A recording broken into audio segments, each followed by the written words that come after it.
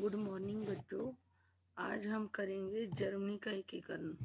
लेकिन आप लोग कहीं भी पढ़ रहे होगे यूरोप में राष्ट्रवाद वाले चैप्टर में, तो हर जगह उदारवादी राष्ट्रवाद आ रहा है। तो पहले आप सबको उदारवाद का अर्थ पता होना चाहिए। बहुत सारे बच्चे उदारवाद का उदारवाद को देखकर ही पजल हो जाते हैं और उनको मीनिंग इसका समझ नहीं आता। बच्चों, जैसे एक उदार व्यक्ति को कहते हैं, वैसी ही विचारधारा है। जैसे कहते हैं काइंड किंग, जो सभी के काइंड, कोई व्यक्ति भी काइंड हो सकता है, दयालु हो सकता है, उदार हो सकता है, जो दूसरे के दुख को देख के जिसको दया आती है, जो किसी को तकलीफ नहीं दे सकता। तो इसी तरीके से जो उदारवादी विचारधारा भी ऐसी ही विचारधारा है, जो सभी व्यक्तियों को स्वतंत्रता देना चाहती है, समानता देना चाहती है, कानून के सामने सबको बराबर रखना चाहती है। तो सारे बच्चे ज्यादातर गलती यही करते हैं कि उदारवाद उनको नहीं आता, बार बार उसका मीनिंग भूल जाते हैं। तो बच्चों, पहले उदारवाद को इंग्लिश में अगर आपने लिखना है तो वो लिख लो। नहीं, वैसे आप, अगर आपको पता ही होगा, वैसे 10th के स्टूडेंट है, कि उदारवाद को इंग्लिश में लिबरलिज्म कहते हैं। और लिबरलिज्म लातीनी भाषा का जो लिबर है उससे बना है। और लिबर का अर्थ होता है आजाद।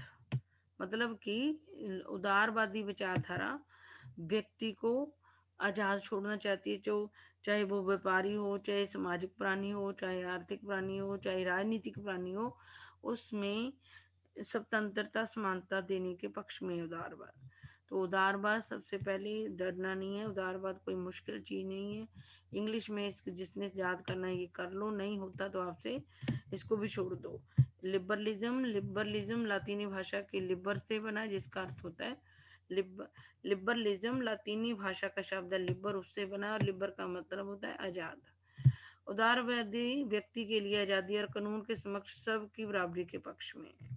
उदारवाद में 4-5 बातें आएंगी। उदारवादी लोग क्या चाहते हैं?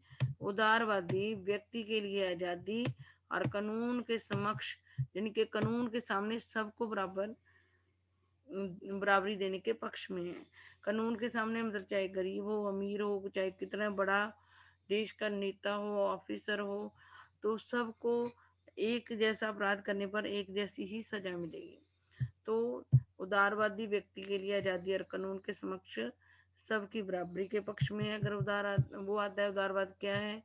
और राजनीतिक रूप से उदारवाद क्या चाहता है? उदारवादी क्या चाहते हैं?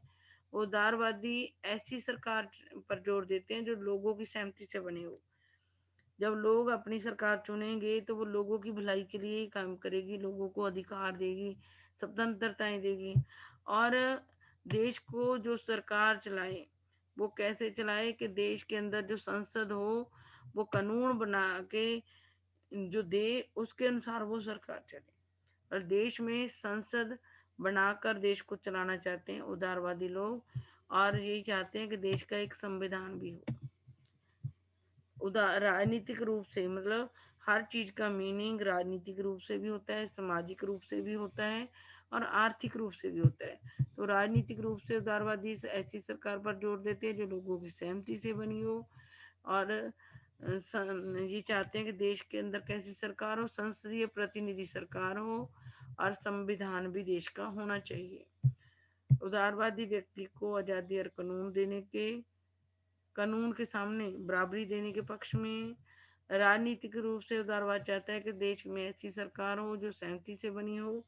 देश के अंदर सरकार भी संसदीय प्रतिनिधित्व वाली सरकार हो, और संविधान का भी होना चाहिए देश का।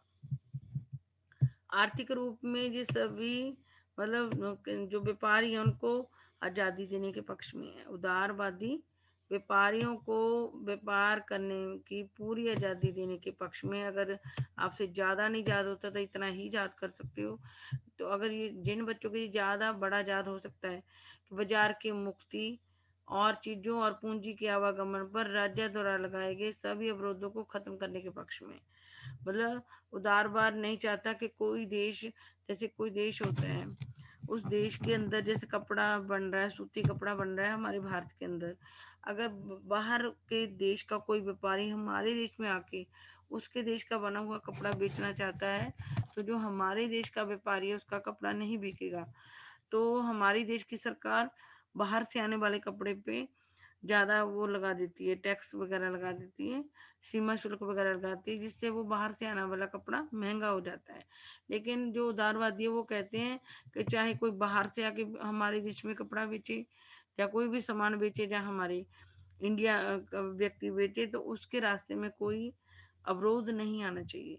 मतलब व्यापारियों के रास्ते में आने वाली सभी रुकावटों को हटाने के पक्ष में उदारवाद। चाहे आप इतना ही लिख दो, आर्थिक क्षेत्र में व्यापारियों को व्यापार करने की पूरी आजादी देने के पक्ष में उदारवाद।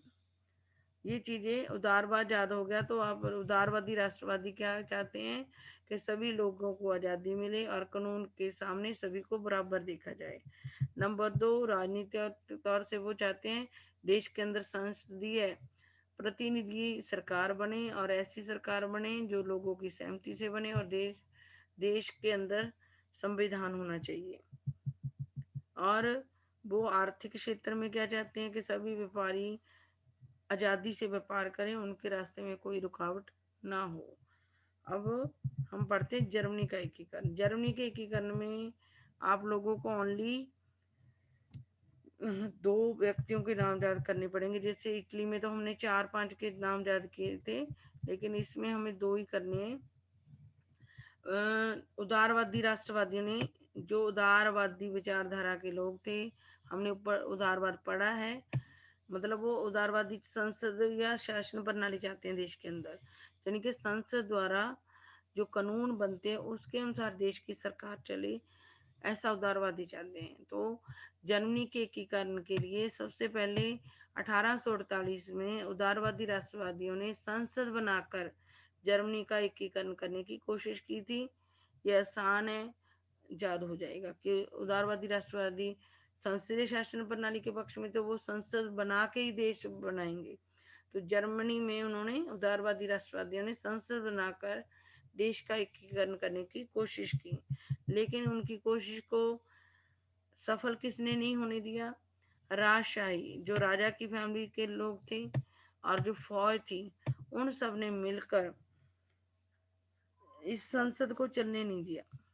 जो उदारवादी राष्ट्रवादियों ने संसद बनाई थी जर्मनी को चलाने के लिए, उसको राजशाही और फौज ने चलने नहीं दिया, और उनका साथ प्रशा के बड़े भूस्वामियों ने भी दिया, भी संसद ना चले।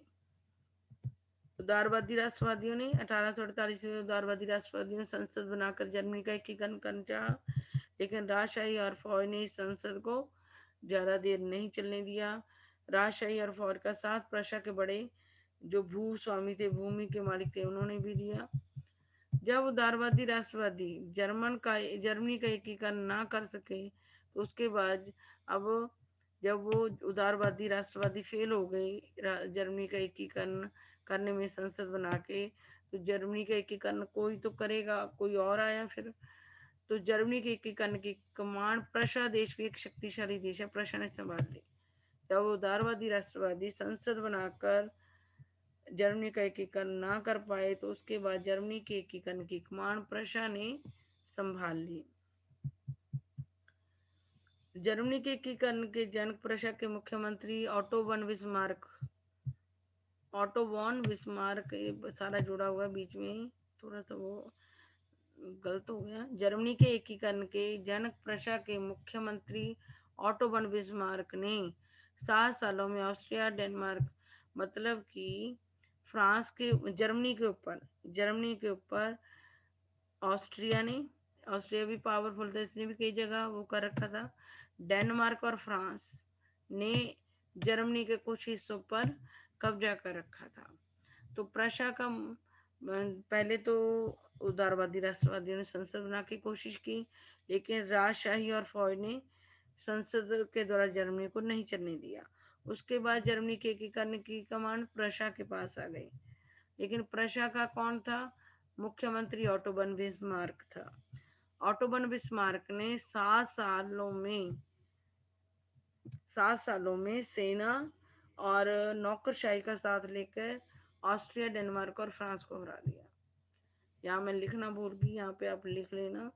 सेना जो ये मुख्यमंत्री है प्रशा का, ऑटो वन बिस्मार्क, इसने सेना और नौकरशाही की हेल्प से 7 सालों में 7 सालों में क्या कर दिया था। जिन जिन देशों ने जर्मनी के क्षेत्रों पर हिस्सा वो कब्जा कर रखा था, ऑस्ट्रिया, डेनमार्क और फ्रांस को हरा दिया। सेना और नौकरशाही की मदद से ऑटो वन बिस्मार्क जो प्रशा का मुख्यमंत्री था, उसने जिन जिन देशों ने जर्मनी के ऊपर कब्जा कर रखा था उनको 7 सालों में हरा दिया। जर्मनी के एकीकरण का जनक भी ऑटो वन बिस्मार्क को ही माना जाता है, और उसने 7 सालों में नौकरशाही और प्रशा की नौकरशाही और सेना का साथ लेकर जिन जिन देशों ने जर्मनी पर कब्जा कर रखा था उनको हरा दिया। ये याद करने अपने देश ऑस्ट्रिया, डेनमार्क और फ्रांस को हरा दिया। और इस तरीके से 1800, ये याद भी रखना आप लोगों ने, इटली का एकीकरण 1861 में हुआ था, और जर्मनी का उससे 10 साल बाद 1871 में जर्मनी का एकीकरण हुआ। और जो प्रशा ने एकीकरण करवाया था, तो प्रशा का जो सम्राट था, ये भी आपने याद करना, प्रशा का सम्राट कौन था। राजा विलियम प्रथम को जर्मनी का सम्राट घोषित कर दिया गया। जर्मनी के राष्ट्र बनने के बाद देश को सुचारू रूप से चलाने के लिए बैंकिंग, मुद्रा बैंकिंग और कानूनी तथा न्यायिक व्यवस्था का आधुनिकीकरण किया गया। नंबर 1 हमें याद करना है, उदारवाद का मीनिंग याद कर लो कि उदारवादी लोग सबको आज़ादी और कानून के समक्ष बराबरी देना चाहते हैं। संसदीय शासन प्रणाली चाहते हैं, देश के अंदर संविधान चाहते हैं, और ऐसी सरकार चाहते हैं जो लोगों ने चुनी हो। और आर्थिक क्षेत्र में वो सभी को मतलब आज़ादी देना चाहते हैं कि व्यापारी जैसे भी व्यापार करना चाहें वो कर सकें। और जर्मनी के अंदर उदारवादी विचारधारा के लोगों ने ही संसद बना के एकीकरण करना चाहा 1848 में, लेकिन उनको राजशाही और फौज ने मिलकर संसद नहीं बनाने दी, और संसद के बनाकर एक जर्मनी का एकीकरण करने नहीं दिया, और उनका साथ प्रशा के बड़े बड़े भूस्वामियों ने भी दिया। लेकिन जब उदारवादी राष्ट्रवादी नहीं कर सके जर्मनी का एकीकरण, तो उसकी जिम्मेवारी प्रशा ने ले ली। और प्रशा का था जो ऑटो वन बिस्मार्क मुख्यमंत्री था, उसने 7 सालों में सेना और नौकरशाही की मदद से जिन जिन देशों ने कब्जा कर रखा था जर्मनी के हिस्सों पर, वो थे ऑस्ट्रिया, डेनमार्क और फ्रांस को 7 सालों में नौकरशाही और सेना की मदद से हरा दिया। और इस तरीके से 1871 में जर्मनी का एकीकरण हो गया। प्रशा ने एकीकरण किया था, प्रशा के मुख्यमंत्री ने लड़ाई लड़ी थी जिन देशों ने जर्मनी के ऊपर कब्जा कर रखा था, इसलिए प्रशा का जो राजा था, राजा विलियम प्रथम, उसको जर्मनी का सम्राट घोषित कर दिया।